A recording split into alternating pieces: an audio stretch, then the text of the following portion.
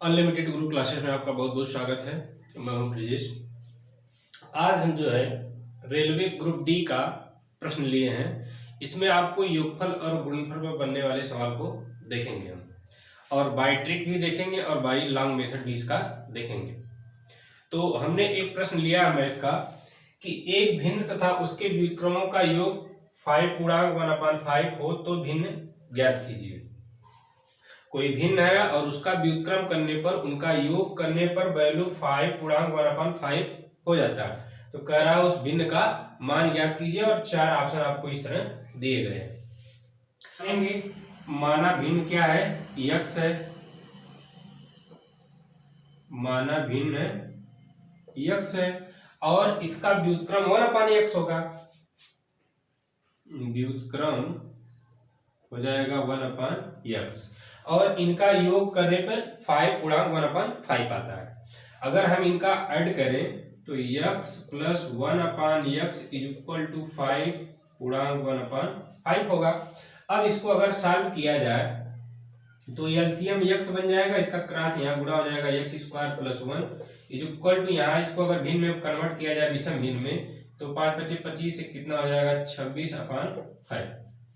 इसका क्रॉस अगर मल्टीप्लिकेशन किया जाए तो यहाँ पे आपका बन जाएगा 5x² plus 5 is equal to 26 का x।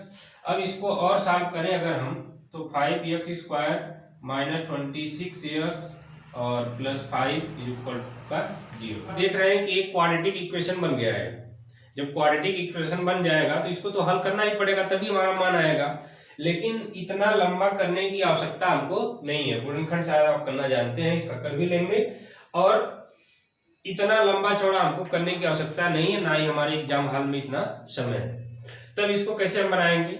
बाय ऑप्शन से ही इसको सॉल्व किया जाएगा। कैसे, अब वो देखते हैं। हम शॉर्ट ट्रिक देखते हैं कि कैसे इसको हम देखते ही सॉल्व कर पाएंगे। तो आइए पहले जो आपका व्युत्क्रम और भिन्न का योग दिया है उसको अलग लिख लीजिए। तो यहाँ दिया है 5 पूर्णांक 1/5। इसको आप चाहें तो विषम भिन्न में बदल सकते हैं। अगर विषम भिन्न में बदलें तो यहाँ पे हो जाता है 26/5। आप नीचे हर को केवल देखिए, हर में कितना आया है? 5 आया है। कितना आया है? 5। अब अपने ऑप्शन में चलिए। ऑप्शन में आपको वह ऑप्शन खोजना है जिसके अंश और हर का अगर लसागु निकालें हम, लसागु निकालने पे कितना आना चाहिए? 5 आना चाहिए। कितना आना चाहिए? 5। फिर से मैं रिपीट कर रहा हूं कि अपने ऑप्शन को देखिए और इसको भी देखिए कि हर में 5 आया है, तो जो चारों ऑप्शन है उनके अंश और हर का एलसीएम निकालने पर क्या 5 आता है? अगर आता है तो वही हमारा आंसर होगा। तो यहाँ पर देखिए फर्स्ट ऑप्शन में 1 और 5 का एलसीएम निकाले हैं तो हम कितना आएगा? 5 आएगा, अर्थात यह वाला ऑप्शन हमारा क्या होगा? सही होगा। और दूसरे पे चलते हैं, 1 और 6 का एलसीएम आप निकालेंगे तो 6 आ जाएगा, जो कि हमारे ऑप्शन से यहाँ से मैच नहीं करेगा, तो यह हमारा आंसर नहीं होगा। ऐसे ही थर्ड वाला, ऐसे ही 4 वाला है, तो आंसर कौन सा होने वाला है हमारा? 1/5। क्लियर है? ये अगला प्रश्न है आपके सामने, उससे वही प्रश्न है, वैल्यू चेंज हो गई है। एक भिन्न तथा उसके व्युत्क्रम का योग 2 पूर्णांक 25/66। इतना आपको उन भिन्नों और व्युत्क्रम का योग दिया है, तो कह रहा है कि वह भिन्न ज्ञात कीजिए आप। तो इसको हम अगर बनाने चले लॉन्ग मेथड से तो करते रह जाएंगे हम, लेकिन हमारा टाइम बेकार चला जाएगा।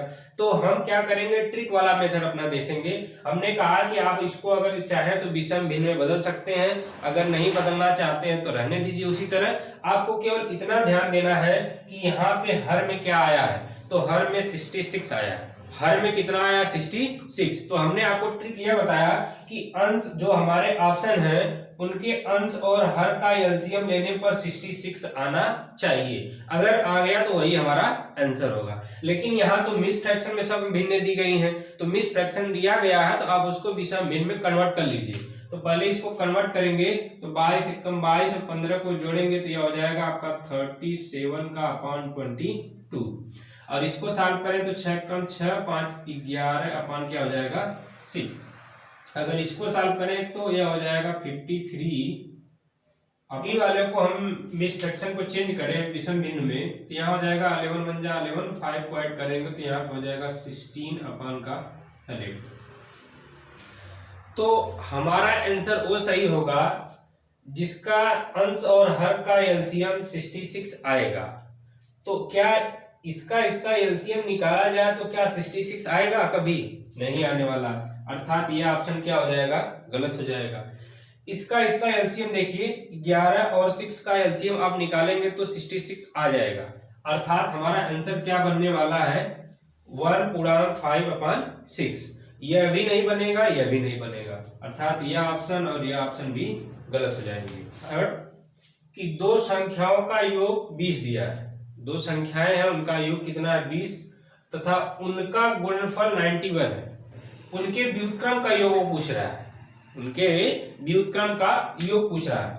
तो पहले इसको ट्रिक से देख लीजिए आप कि अगर व्युत्क्रम का योग आपसे पूछा जाता है तो आप इतना याद रखिए कि योग ऊपर रहेगा अंश में और गुणनफल नीचे रहेगा हर में। मान रख दीजिए, आंसर आ जाएगा। योग कितना दिया गया? 20 अपान का गुणनफल कितना दिया? 91।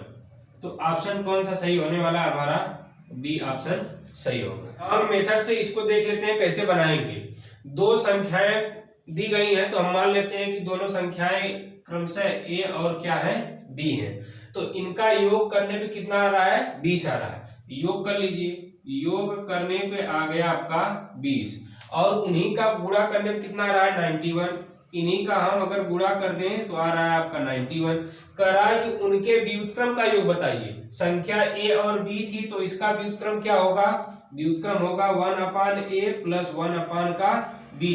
दोनों का हमने उल्टा कर दिया और उनका योग बताना था। योग का मतलब प्लस कर दिए। अगर इसको हम एलसीएम लें इन दोनों का तो यह हो जाएगा a इंटू बी और यहाँ पे बच जाएगा a प्लस बी। तो a प्लस बी की वैल्यू कितना दिया है? 20 का अपान a इंटू बी की वैल्यू कितना दिया है? 91। तो ये आपका आंसर सही हो जाएगा। एग्जाम्पल है कि दो संख्याओं का योग 9 है और उनके व्युत्क्रम का योग 1/2 है, तो उनमें से एक संख्या क्या होगी वो आपको फाइंड करना है। तो इस पर हमने एक फार्मूला भी लिखा था 1/a plus 1/b is equal to a plus b upon a into का b।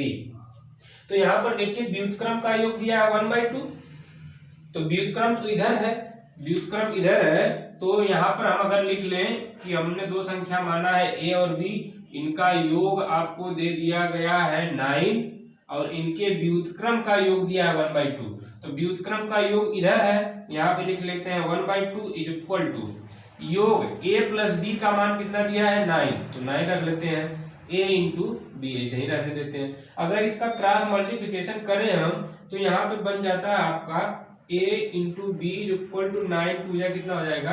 80। अब इसको सॉल्व करने की जरूरत नहीं है, आपको बस इतना सोचना है कि हमको दो संख्या लेना है और गुणा करने पे 18 आना चाहिए और उन्हीं को योग कर दें तो कितना आ जाना चाहिए? 9।